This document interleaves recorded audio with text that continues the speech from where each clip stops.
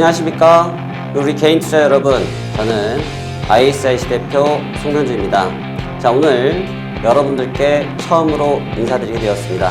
다시 한번 인사드리도록 하겠습니다. 자, 저는 오늘 여러분들께 그것이 알고 싶다, 무엇이 파생상품이 라는 부분을 가지고 여러분들과 강의를 진행하려고 합니다.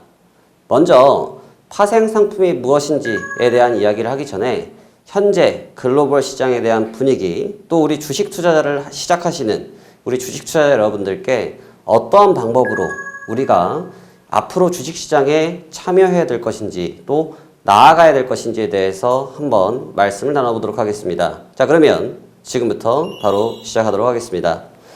자, 1강 그것이 알고 싶다 파생상품 편입니다. 자, 우선 여러분들과 함께 이 내용을 진행하기 위해서 제가 간략하게나마 교육 방향성을 준비해 왔습니다. 우리 2021년도 1월입니다. 현재 파생상품 투자 패러다임이라는 내용을 가지고 여러분들과 진행하게 되겠는데요. 먼저 1부 약 저에 대한 소개와 2부 2020년도 작년이죠. 글로벌 증시에 대한 트렌드 소개를 좀 하도록 할 텐데요. 과거에 대한 이야기를 하는 이유 잠시 뒤에 설명드리도록 하겠습니다.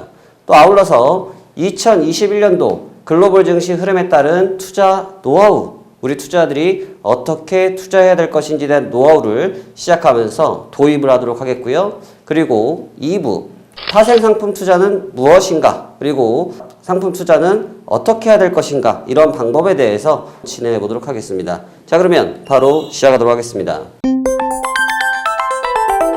저는 현재 ISIC 대표를 맡고 있고요. 또 주식회사 WJ홀딩스 대표이사를 맡고 있습니다.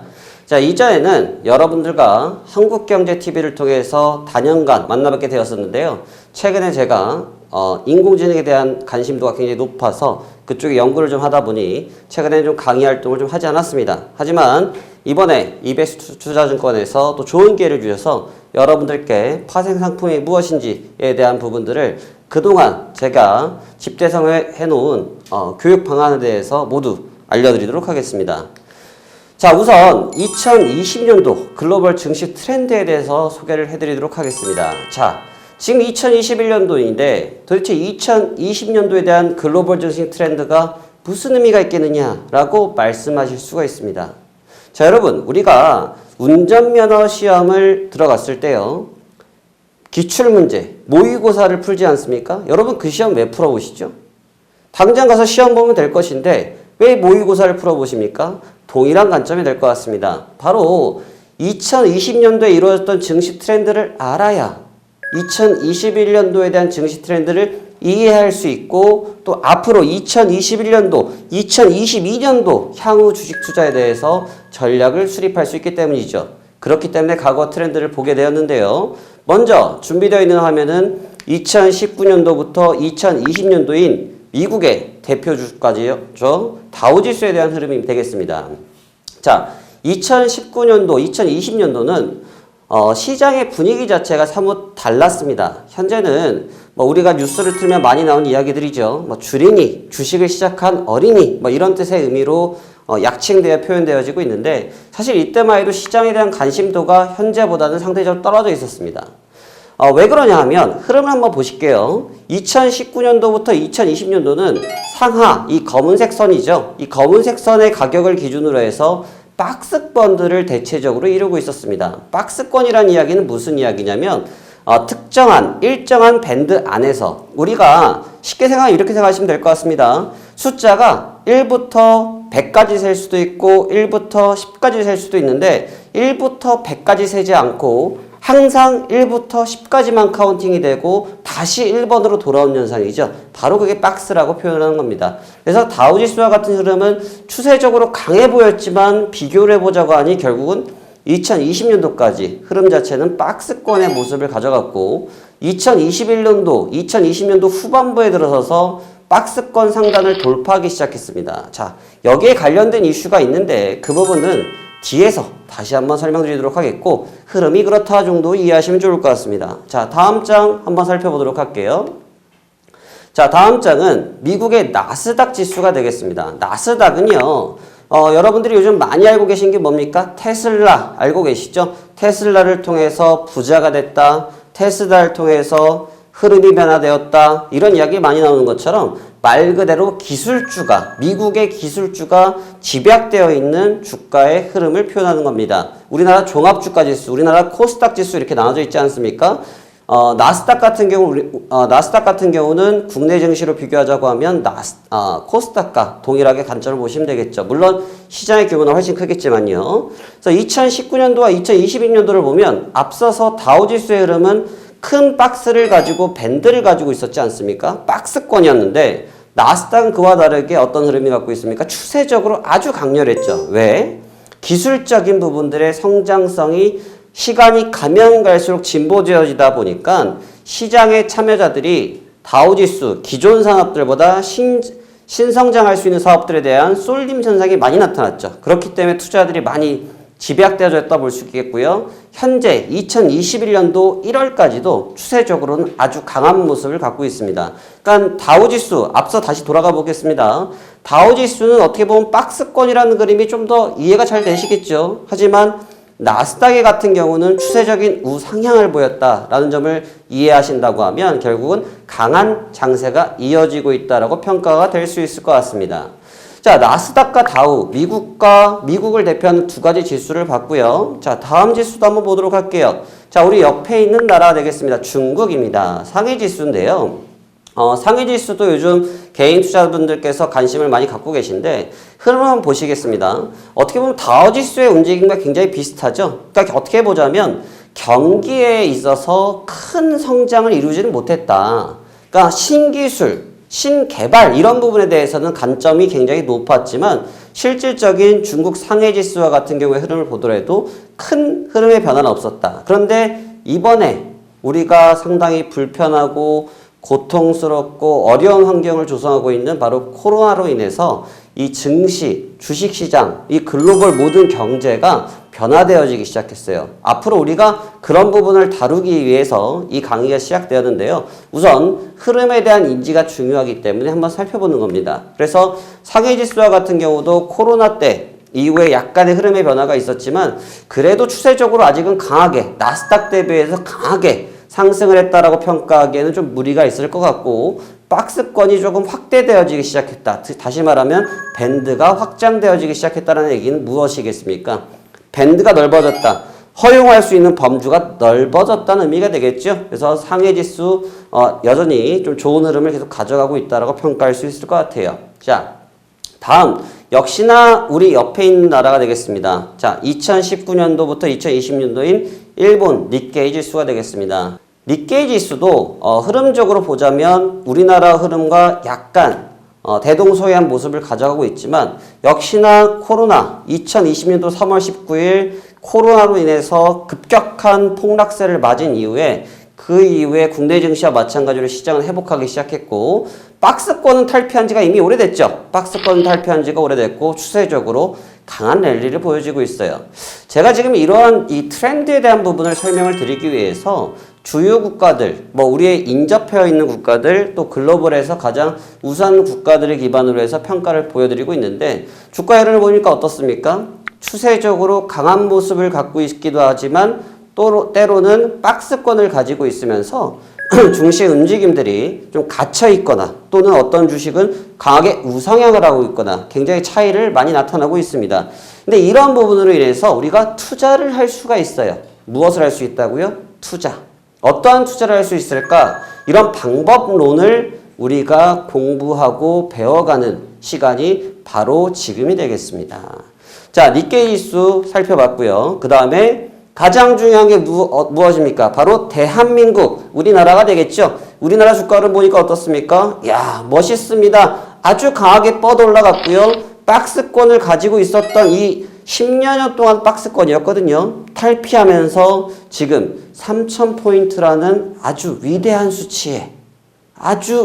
수치에 도달했다라는 것이지요. 3,000포인트. 제가 사업을 시작한 지가 어느덧 12년이 돼가고 있습니다. 제가 12년 전, 약 10년 전부터 3,000포인트를 모두가 노래를 불렀는데 드디어 2021년도 이 3000이라는 숫자를 구경하게 되었습니다. 이 수치가 갖고 있는 의미를 좀 다양하게 생각하고 있습니다. 제가 앞서서 여러분들께 말씀드렸던 것처럼 제가 10년 전 정도 강의를 통해서 여러분들을 찾아뵀었지만 다시 강의를 하기로 마음먹었던 가장 큰 이유 중에 하나도 3000이라는 수치는 주식 투자를 20년을 하셨든 30년을 하셨든 5년을 하셨든 1년을 하셨든 모두가 처음 도달한 위치라는 거예요.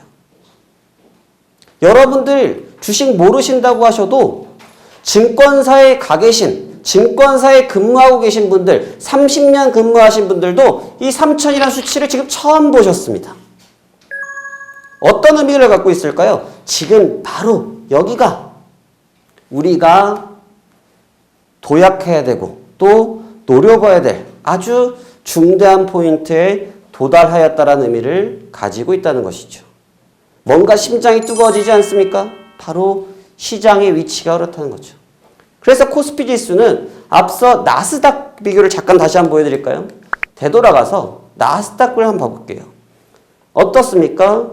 코로나 사태 이후에 강하게, 아주 강하게 상승 랠리를 보이면서 고점, 밴드를 확정하고 있던 시장 모습이었다고 하면 지금 우리 종합주가 지수 나스닥보다 약하다고 말할 수 있습니까? 그렇지 않죠. 나스닥보다 더욱더 강력한 힘이 되어지고 있습니다. 이게 바로 우리 대한민국의 힘이라는 거죠. 그런데 여기에서 우리가 잊지 말아야 될 부분이 있습니다. 과연 이 주가가 3000이라는 수치를 우리가 모두 처음 본 현재 시점이 계속 주가의 상승을 논하는, 계속 주가가 상승하고 4000, 5000이라는 수치를 벌써 이야기하기에 과연 적합한 상황이냐라고 질문을 한다고 하면 저는 거기에 대해서 답변을 속 시원하게 드릴 수는 없을 것 같습니다. 그래서 우리가 첫 번째, 그것이 알고 싶다 무엇 파생상품이라고 내용을 지칭한 이유는 바로 이런 구간에서 우리 개인 투자자들이 살아남고 성공적으로 또 안전하게 투자 패러다임을 가져가기 위해서 공부해야 될 시점이기 때문에 지금 이 강의가 진행되어지고 있습니다. 자, 그러면 앞서 코스피와 또 나스닥 같은 게 무엇이었습니까? 코스닥입니다. 역시 마찬가지의 모습을 보이면서 밴드가 돌파되어지고 있죠. 자, 이 밴드가 돌파되어지니까 대체적으로 우리가 아침에 신문을 보거나 경제지 일면을 바라보면 대부분 이런 이야기를 합니다. 나스닥과 마찬가지로 앞으로 코로나에 관련된, 백신에 관련된 기술주들 또는 전기차, 수소차 이런 것들에 대한 성장성을 논하면서 황금빛만 이야기를 하고 있어요. 근데 여러분, 제가 말씀드리지 않았습니까? 10년 동안 3000이라는 수치를 제가 처음 봤다. 그럼 달라져야 될 것이냐? 그게 아니라는 거죠. 방어적인 수단을 준비하지 않으면 굉장히 위험해질 수 있습니다. 바로 그 방어를 하기 위해서 또 그것을 적합하게 하기 위해서 필요한 전략이 파생상품이란 전략이 있는데요. 그거는 앞으로 조금 더 깊이 있게 여러분들과 논의를 하고 싶습니다. 자, 그러면 2021년도 글로벌 증시에 따른 투자 노하우라는 타이틀을 들고 나왔습니다. 자, 제가 지금 여기다가 빨간 색깔로 체크한 부분이 있어요. 자, 노련한, 상중하, 우리의 우. 이거를 좀 모두 합치면 노하우가 되겠죠. 자, 노련한 우리는 여기서 어떤 투자를 해야 될 것이냐에 대한 이야기를 지금 하는 겁니다. 자, 노련한 투자자는요, 2019년도 12월 코비드19, 코로나19로 인해서 2020년도 3월 19일을 기점으로 해서 코스피 1439포인트, 코스닥 419포인트, 다우지수 18,213포인트, 니케이 16,358포인트로 모두가 글로벌 지수를 대표하는 주가들의 저점이 동일한 날 모두 확인을 하였습니다. 자, 여기서 노련한 투자자는 과연 어떻게 할 것이냐라는 점에 대해서 한번 되새겨볼 필요가 있어요. 왜 그러냐 하면 2019년도 12월 또 2020년도 1월 이 기점인데요. 한참 이 부분이 불거지기 시작했었죠. 그런데 최초 이 상황이 나타났을 때는 뭐 이제 신종플루 정도, 뭐 사스 정도의 흐름으로 몇 달 이내에 종식되지 않겠느냐라는 분위기가 사실은 좀 팽배했던 것도 있는 것 같았습니다. 근데 이 부분이 2020년도 상반기를 넘어서기 시작하면서 급속도로 심해졌고요.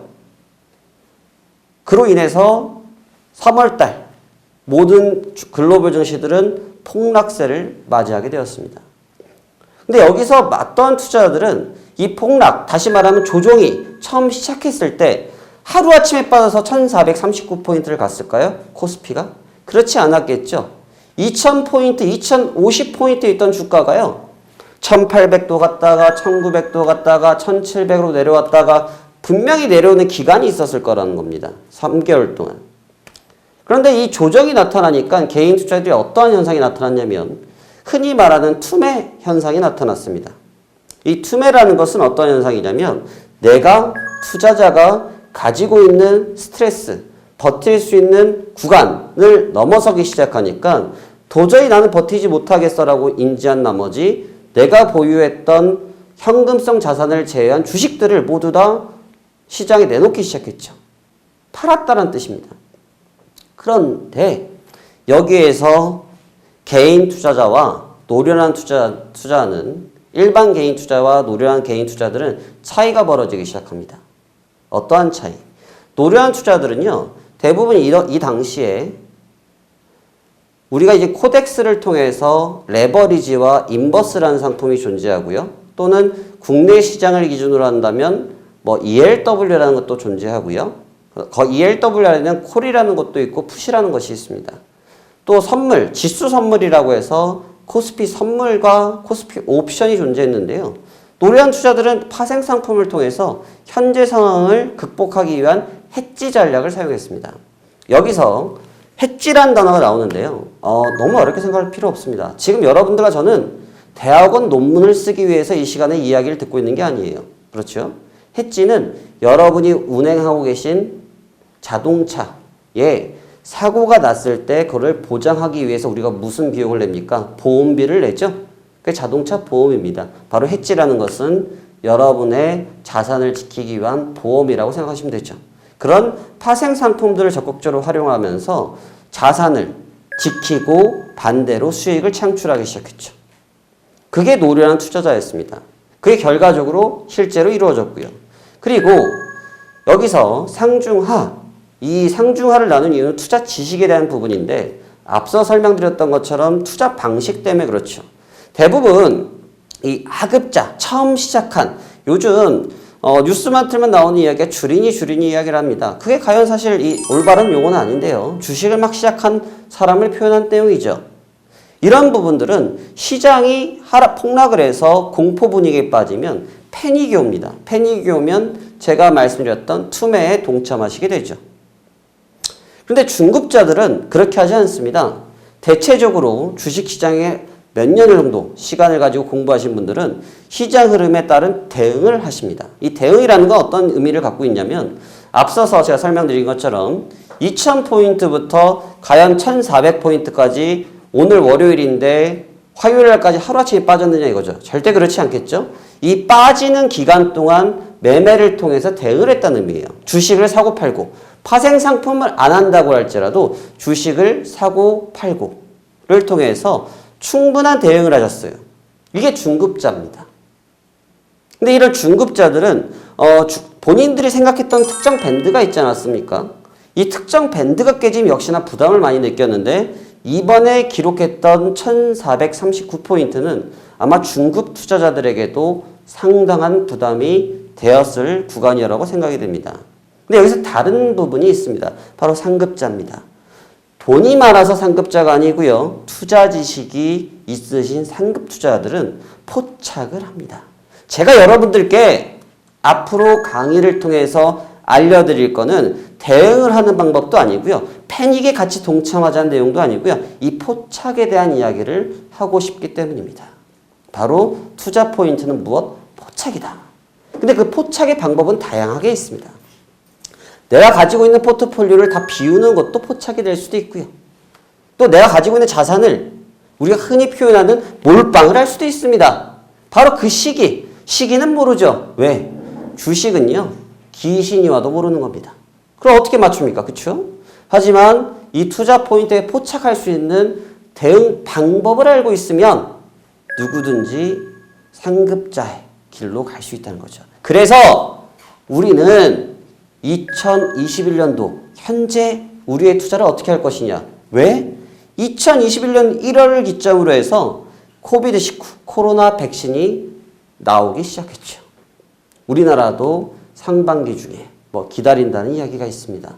또 외국은 이미 접종을 시작했죠. 그럼 분명히 기존에 있었던 2020년도의 환경과 앞으로는 달라질 건데 그 달라짐이 과연 어떻게 달라질 것이냐가 바로 문제가 될 것 같습니다.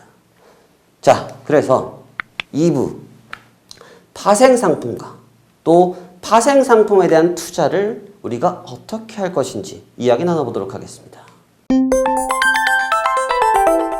자, 먼저 이 파생상품이 무엇인가라고 이야기를 하면 요즘은 이 정보의 시대다 보니 사실 유튜브 또 포털 사이트에 검색만 하면 그냥 단순하게 사고 팔고에 대한 개념, 상승 시 수익을 낼 수도 있고 하락 시 수익을 낼 수 있다는 아주 원초적인 이야기들만 되어 있어요.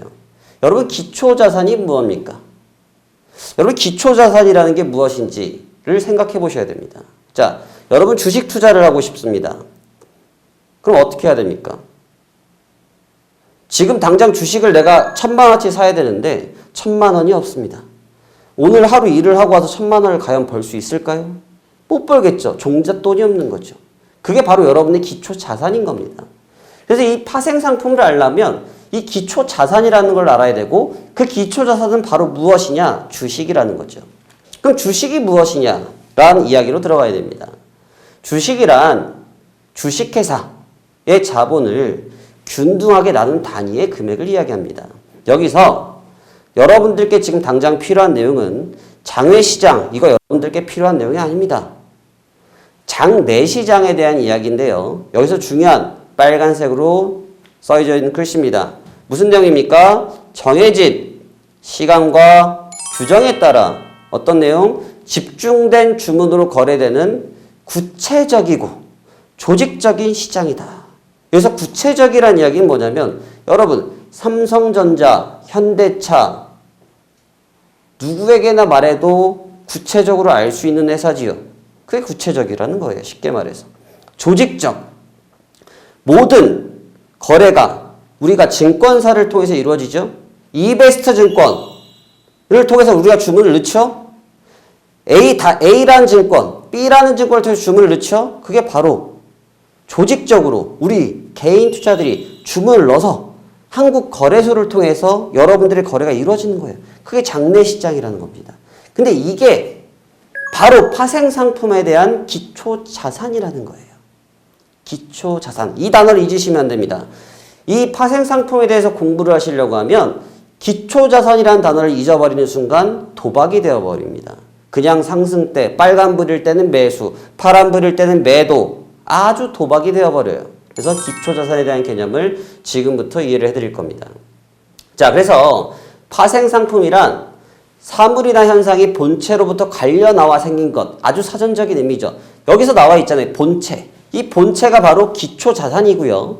기초자산은 가격 변화에 따라서 변화되게 되는 금융상품이다. 이해되시죠? 앞서 한 내용을 이해하시면 이해가 될 수 있습니다. 뒤의 내용은 이제 의미가 없어요. 왜냐? 앞서 말씀드린 것처럼 여러분들과 저는 지금 논문을 쓰는 게 아니에요. 그렇죠? 그래서 기초자산은 가격 변화를 만들어내게 된다. 가격 변화. 제일 중요하죠? 여러분, 지금 제가 들고 있는 리모컨의 원가가 얼마일까요? 모릅니다. 그런데 이 가격의 변화는 어떻게 생깁니까? 이 안에 속에 들어있는 부품들, 우리가 흔히 하는 PCB 부품들, 반도체 부품들의 변화에 따라서 이 리모컨 가격이 변화되겠죠. 그러니까 이 리모컨은 이렇게 보면 리모컨 하나겠지만 실제로 이 안에는 반도체 칩이 들어있다는 거죠. 그 변화에 따라서 리모컨 가격은 변화되는 것처럼 파생 상품의 가격의 변화도 기초 자산, 다시 말하면 주식이 오르냐 내리느냐 또는 상품의 가격이 내리느냐 오르냐에 따라서 가격의 변화가 나타날 수 있다는 것으로 의미를 받아들이시면 됩니다. 자, 그래서 이 파생 상품 투자는 무엇인가에 대해서 보면 일단 구성을 아셔야겠죠. 제가 저도 검색을 좀 해봤습니다. 이 자료를 어떻게 만들까 준비할까 공부를 하다 보니까 너무 자세하게 설명 나온 부분이 많이 없더라고요. 그래서 제가 조금 더 이런 부분을 준비를 해드렸어요. 먼저 큰 포인트들만 이해하시면 될 것 같아요. 제일 중요한 거는 상품이라는 부분이 존재하고요. 그 다음에 금융이라는 게 존재합니다. 자, 여기서 금융은 말 그대로 주가, 주식 주가, 그 다음에 금리, 그 다음에 통화. 우리가 돈 쓰는 거 있죠? 해외를 가기 위해서 환전을 하죠? 그런 통화의 변화, 금리의 변화. 지금은 코로나로 인해서 금리를 계속 다운시키고 있죠. 왜? 유동성이 좋게 하기 위해서.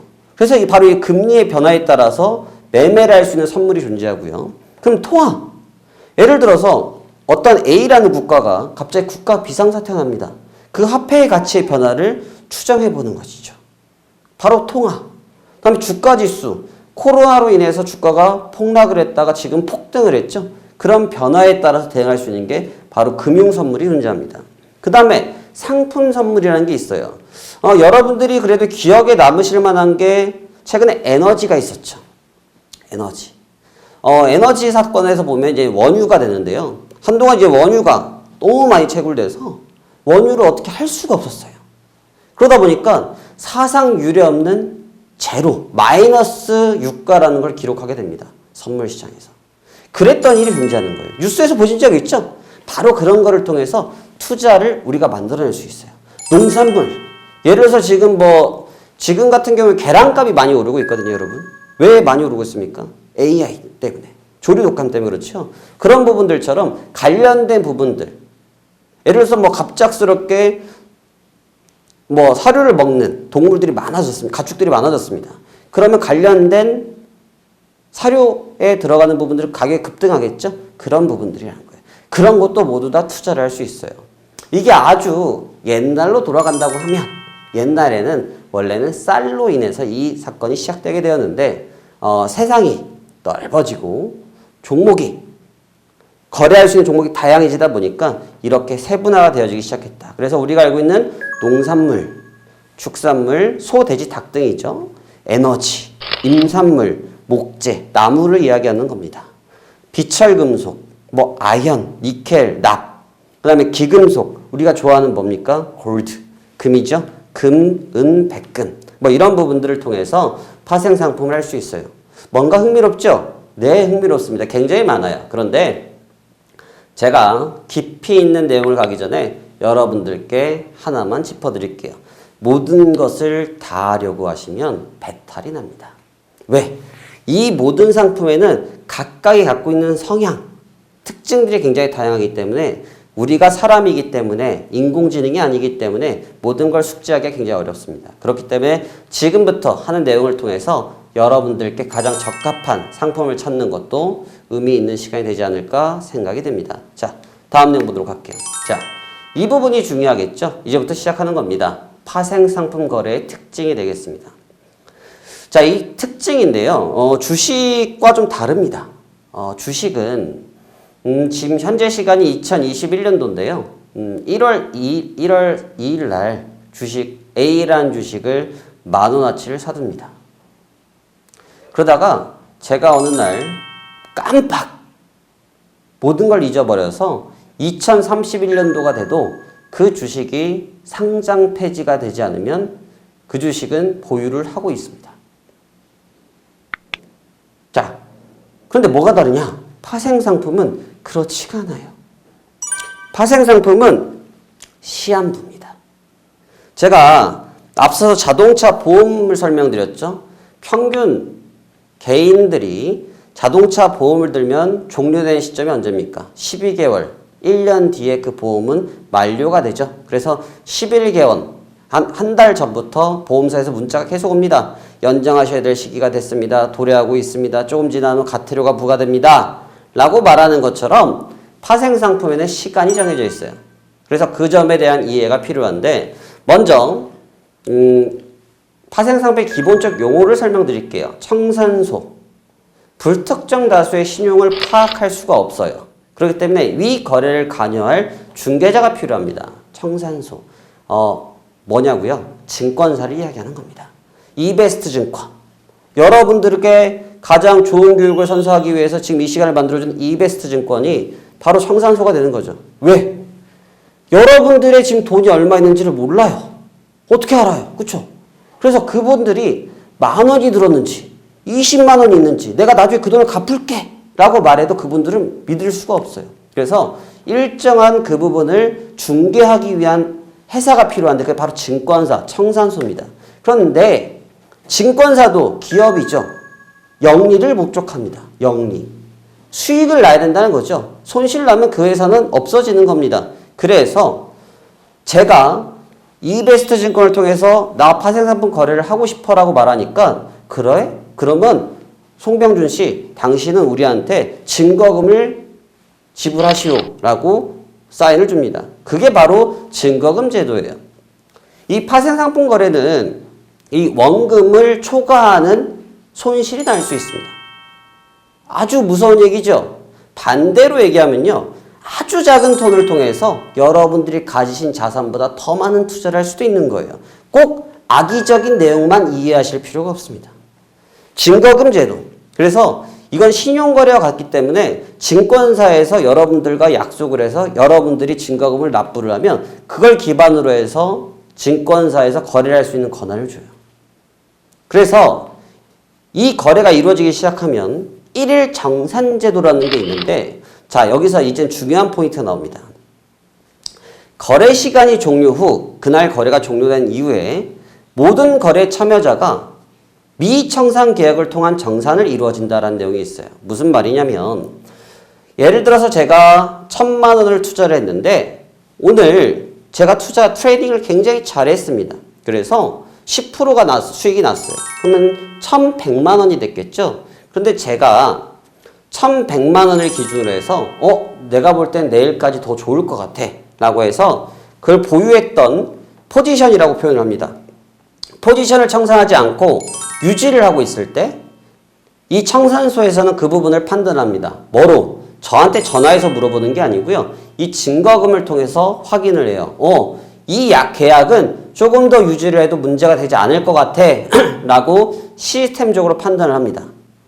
그래서 그 거래를 계속할 수 있게끔 유지를 시켜줘요. 그런데 반대로 1,000만 원을 가지고 갔는데 마이너스 200을 손실이 났어요. 그럼 800이 됐죠. 이거는 우리가 허용해 놓은 무엇? 신용거래에서 정해놨던 비용보다 적어졌기 때문에 이 포지션은 유지될 수 없어 라고 통보를 하게 되죠. 그러면 바로 그 포지션을 강제로 청산을 합니다. 그게 1일 정산제도란 얘기예요. 그래서 이 부분이 이루어져서 마지막 최종 단계인데요. 최종 결제 제도가 나옵니다. 파생상품은 만기일이 존재하는데 그 상품의 거래 종료 시점은 정산을 의미한다. 제가 아까 자동차 보험에 대한 언급을 어떻게 드렸죠? 1년 뒤에 끝난다고요. 그 부분이 끝나고 나서 보험 가입을 안 하면 어떻게 됩니까? 가태료 대상이 됩니다. 무보험 차량이 되기 때문이죠. 바로 여기도 만기일까지 현재 내가 보유한 포지션을 어떻게 할 것인지 결정해주지 못하면 문제가 되어진다라고 이해를 하시면 될 것 같아요. 이 내용은 조금 더 깊이 있게 말씀 나눠볼 겁니다. 자, 다음 내용. 일단 총정리를 통해서 현재 내용들을 정리해보고 그리고 앞으로 2강에 이루어질 내용들도 한번 말씀 나눠보도록 할게요. 3부 총정리 보도록 하겠습니다. 자, 일단 오늘 굉장히 다양한 얘기를 한 것 같지만 핵심적인 내용들만 정리했어요. 일단 각 국가의 증시 상황에 따라서 다양한 투자를 선택할 수 있다라고 설명을 드렸습니다. 그리고 투자 방법은 매수하는 투자 방법만 존재하는 것이 아니다. 제가 이 얘기 언제 했죠? 노하우. 상급 투자자, 중급 투자자, 하급 투자자에 따라서 어떤 방법에 투자를 할 수 있느냐. 이 부분을 이제 공부하는 시간이라 말씀드렸죠. 그 다음에 C. 파생상품은 기초자산. 제일 중요하다고 그랬죠. 기초자산. 기초가 되어지는, 기본이 되어지는, 기준이 되어지는 기초자산에서 파생되어서 생성되어진 거래상품을 언급하는 거예요. 왜 기초자산이 중요하다고 그랬습니까? 기초자산은 파생상품의 가격에 영향을 미치기 때문이다. 왜? 리모컨을 만드는데 단순하게 플라스틱이 들어갔다가 아니라 이 리모컨 안에 들어간 반도체 칩, PCB 칩, 이 가격의 변화에 따라서 무엇? 완성품인 리모컨의 가격에 변화가 생긴다는 거죠. 이해되시겠죠? 그래서 기초자산을 앞으로 이해를 해야 파생상품 강의가 정리가 될 겁니다. 자, D. 모든 파생상품은 반드시 무엇? 기초자산이 존재한다. 여기서 모든 파생상품, 제가 아까 파생상품의 종류에 대한 설명드렸죠? 금리, 통화, 주가, 상품, 임산물 등 모든 것들이 반드시 기초자산에 존재합니다. 없는 것은 없어요. 없다고 그러면 그거는 가짜라는 거죠. 그래서 이것은 반드시 존재해야 된다. 그래서 기초자산의 변화에 따라서 무엇? 파생상품의 가격의 변화가 나타날 수 있고 라스트, 제일 중요한 내용입니다. 파생상품의 가격의 변화로 기초자산의 가격의 변화가 나타날 수 있다. 여러분 F번 보셔야 됩니다. 왜? 2번까지는 제가 지금까지 여러분들께 설명드렸던 내용 그대로인데 F번 강의는 내용이 다릅니다. 왜? 2강을 가기 위해서죠. 어떤 내용? 파생상품이 거꾸로 기초자산의 가격을 변화시킬 수 있대요. 아니 이젠 끝나가는데 웬 허무맹랑한 소리냐? 바로 2부를 통해서 여러분들께 말씀드리도록 하겠습니다. 자, 1강 파생상품 그것이 알고 싶다. 처음부터 끝까지 시청해주신 여러분들께 감사드립니다. 2강을 통해서 조금 더 깊이 있는 내용으로 다시 찾아뵙도록 하겠습니다. 감사합니다. 송병준이었습니다.